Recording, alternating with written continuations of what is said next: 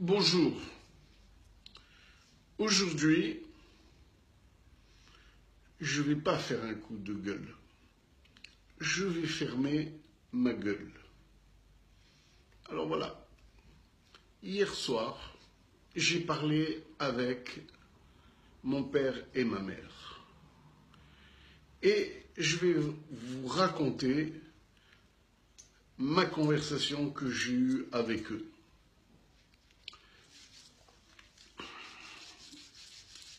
Je me lance. Papa, maman, vous vous rappelez à Tunis comme c'était bien?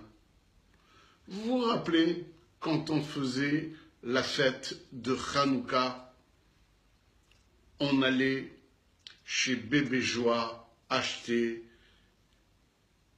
des jouets et toi, maman, tu allumais les bougies avec l'huile d'olive, ça sentait une bonne odeur, c'était la fête. Et tout de suite après, tu allais au magasin général acheter les boules et les guirlandes pour le sapin de Noël. Et puis, quelque temps après, nous fêtions l'Aïd el-Kébir.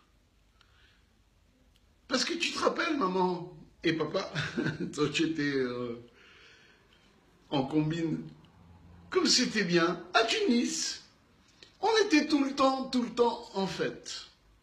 À Tunis, nous n'étions pas de vrais juifs. Nous étions des juifs du lycée Carnot. Nous étions des juifs de Yom Kippour uniquement. On n'allait jamais à la synagogue. Nous étions des juifs de Pkeila, de Nikitouche, de Tfina, de Boucha. Nous étions des juifs de plaisir. Et nous avions de très nombreux amis. Nous avions nos amis musulmans. Nous avions nos amis chrétiens. Je me rappelle, on allait suivre la Madone à la Goulette, à la sortie de l'église. Maintenant, papa, maman, si vous voyez qu'est-ce qui se passe, vous ne serez pas content. Parce que maintenant que nous sommes devenus des vrais juifs, que nos enfants vont dans des écoles à 300 et à 400 euros par mois pour une personne, hein. Alors celui qui a 3, 4, des fois on lui fait un prix, mais quand même il doit sortir 1000, 1200 euros pour apprendre à être de vrais juifs. Maintenant, on mange strictement cachère. Parce que les rabbins, ils décident de ce qui est bon et de ce qui n'est pas bon grâce à un label rouge, le label Beddin. D'ailleurs, ma femme, quand elle va chez Auchan, elle va avec un livre, ça c'est autorisé, ça c'est interdit, ça c'est autorisé, celui-là il a payé la redevance, celui-là il n'a pas payé la redevance. Voilà. Maintenant, nos enfants, ils ne connaissent plus l'école de la République. Ils ne connaissent plus ce que c'est un musulman, qu'est-ce que c'est un chrétien. Maintenant, s'ils ont la chance d'avoir un bon professeur, ils deviennent pacifiques. Et s'ils ont la chance ou la malchance de tomber sur un maboule, ils deviennent, bref, en un mot, comme c'était beau le temps de l'école de la République. Maintenant, les rabbins, vous vous rappelez, papa, maman, comment ils étaient les rabbins à Tunis? Ils étaient pauvres, ils étaient humbles, on disait, Chef, Rabbi. Bref, maintenant, ils ont fait un coup d'État. Les riches, c'est eux maintenant. Et nous sommes devenus leurs pauvres.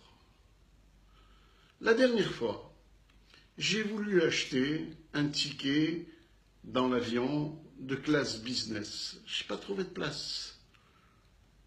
Quand je suis rentré, j'ai voulu payer le supplément. Il n'y avait que des religieux, tous, là-bas, qui se tenaient droit. Ils ont grandi de 10 centimètres grâce à leur chapeau.